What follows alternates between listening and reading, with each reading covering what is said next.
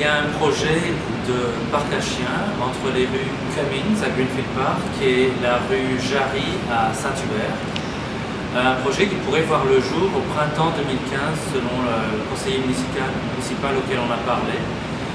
Et en fait, nous sommes venus parce que nous avons consulté nos voisins, les riverains directs du futur parc, pour leur soumettre une pétition et leur demander s'ils étaient en accord avec ce projet de parc à chiens. Évidemment, nous sommes contre le parc à chiens. Nous avons ciblé les riverains directs de ce projet-là, c'est-à-dire environ exactement 27 maisons. Et sur ces 27 maisons, 25 se sont montrées opposées à ce projet de parc à chiens. Qu'est-ce qui vous dérange dans ce projet-là? Qu'est-ce qui fait que vous avez fait cette pétition-là?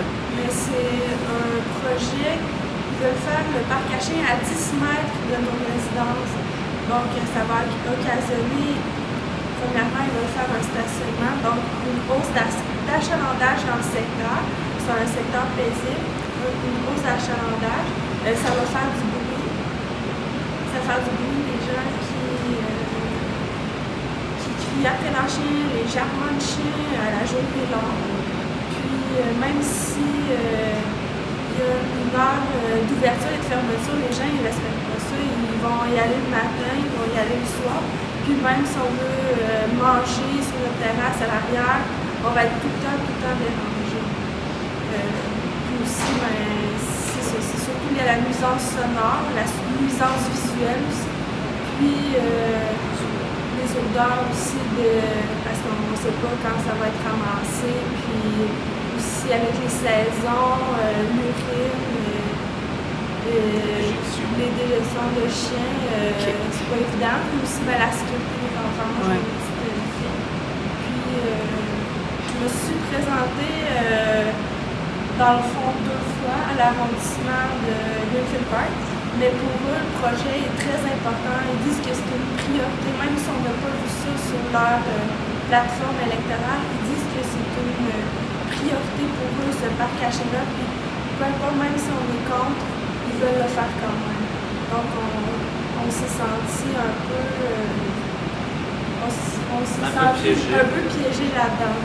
C'est pour ça qu'on a fait une pétition, pour montrer réellement qu'on était en désaccord avec des signatures. Puis vous avez dit aussi qu'il y avait des alternatives selon vous. Quelles sont-elles? A priori, il y aurait la possibilité de faire un parc à chiens à côté de l'autoroute 30. C'est M. Sylvain Joly qui, moi, m'avait parlé de ça verbalement quand il était passé nous voir, les résidents de la rue Cummins.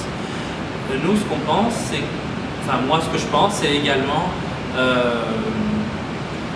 à côté du boulevard Kimber, il y a une voie ferrée. Derrière cette voie ferrée, elle fait un talus. Donc derrière ce talus, il serait possible, il y aurait un terrain qui appartient à la Régie des Transports de Longueuil, qui est accessible par la rue Maricourt. Maricourt, c'est le parallèle de Kimber, c'est un cul-de-sac.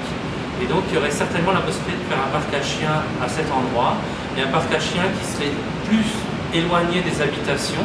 Donc là, on parle plus de 10 ou 15 mètres, mais de plus de 50 mètres, et protégé du côté du boulevard Kimber par le talus de la voie ferrée qui certainement permettrait d'avoir moins de nuisances sonores.